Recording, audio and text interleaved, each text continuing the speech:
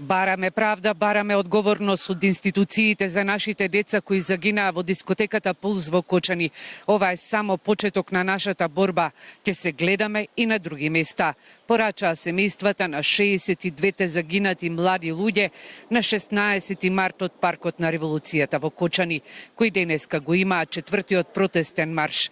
За доцнета реакција, во тишина маршираа до општинската зграда, а таму на инспекторите им порачаа да излезат на терен и ги прашаа дали животите на нивните деца вредат повеќе од она што им е дадено. Инспектори, дали ви е потребна обука од наша страна за ова што е во ваша надлежност?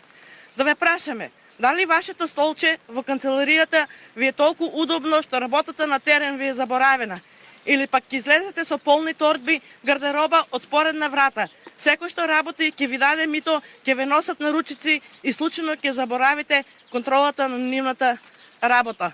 Ова не е само лист хартија. Ова е сето вистина, бидејќи сите ние овде сме имале потреба до вас и на некој начин и од нас е барено мито или било што.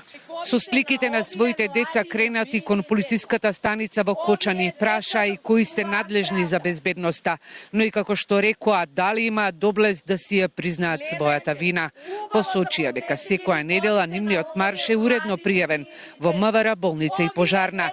Прашаа дали сопственикот на дискотеката Пулс пријавил дека има концерт на групата ДНК таа ноќ. Ништо тие деца не погрешиле што отишле на тој концерт да ја слушаат ДНК.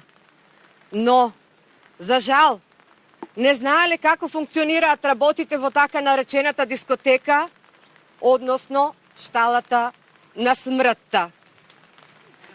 Ете, после таа кобна ноќ дознаваме дека таа дискотека била дуво за многу нелегални действија, меѓу кои продавање, купување и конзумирање дрога.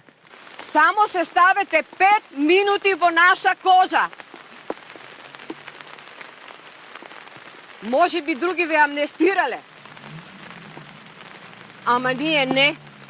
Пред обвинителството, семејствата на загинатите млади луѓе од Кочани, Штип, Чешиново, Блешево, Македонска Каменица, Скопје, Пробиштип побараа барем некој од одговорните од МВР и обвинителството да излезат да им кажат до каде е истрагата. Порачаа дека не се плашат, иако веќе имаат закани за она што го говорат на протестите, но и дека ќе одговараат како родители.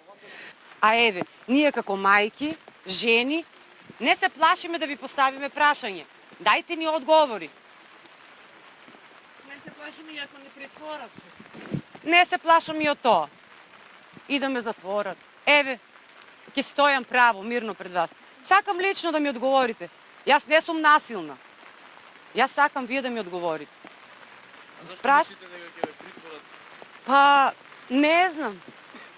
Прашајте го министерот Тошковски и Бирото за јавна безбедност. Да. Информација некоја таква, некој би се заканувал дека може да... Па, тука се многу закануваат, али ќе дојде време и за тоа. Револтирани што надлежните имале пропусти таа кобна ноќ, а дел од децата излегле од дискотеката, но како што велат, се починати во болниците. На денешниот четврти протест главната порака на транспарентот беше дали требаше да ги убиете нашите деца за да видиме во каква корумпирана држава живееме.